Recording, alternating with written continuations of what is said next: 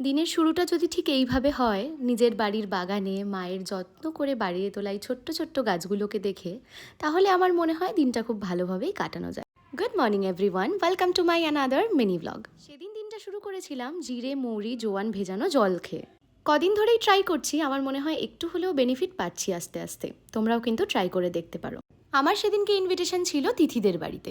তিথি হলো আমার স্কুলের ফ্রেন্ড প্লাস কলেজেরও ফ্রেন্ড। এই দেখো, এটা হলো আমাদের স্কুল। 5 to 12 আমরা এই স্কুলেই পড়াশুনো করেছি একসাথে। স্কুলের সামনে থেকে আস্তে আস্তে ছোটবেলার স্মৃতিগুলো মনে করতে করতেই পৌঁছে গেলাম তিথিদের বাড়িতে। আর হ্যাঁ, এইটা হলো তিথি। আর সেদিনকে ওদের গৃহপ্রবেশে নিমন্ত্রণ ছিল আমার। আমরা কলেজের দিনগুলো এত মজা করে কাটিয়েছি, সেই স্মৃতিগুলোই মনে পড়ছিল। এটা হলো কাকিমা। দেখা হলেই একগাল হাসি। আমি যতক্ষণে পৌঁছেছিলাম ততক্ষণে অলরেডি পুজো হয়ে গেছে, আর তখন যজ্ঞ হচ্ছিল। পুজো শেষ হওয়ার কিছুক্ষণ পরেই বসে গিয়েছিলাম প্রসাদ খেতে। এই যা, প্রসাদের ক্লিপটা নিতেই ভুলে গেছি। সেদিনকের মেনুতে ছিল ভেজ ফ্রাইড রাইস আর আলুর দম। আরও চাটনি মিষ্টি ছিল, সেগুলো আর আমি খাইনি। তারপরে আমরা দুজনে মিলে বসে একটু গল্প করছিলাম। ওই আর কি, ছোটোবেলার কথা। আমরা কলেজের দিনগুলোতে কিভাবে রাত জেগে প্র্যাকটিক্যাল করতাম, পড়াশুনো করতাম, সেইগুলোই আর কি। এটা হলো তিথির নতুন বৌদি। কি মিষ্টি না?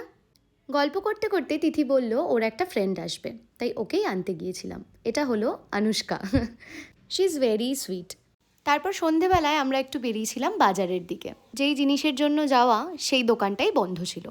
তারপরে আমরা ডিসাইড করলাম আমাদের বাজারে না একটা পাপড়ি চাটের দোকান আছে, ভীষণই টেস্টি বানায়। তাই তিনজনে মিলে একটা পাপড়ি চাট অর্ডার করেই ফেললাম।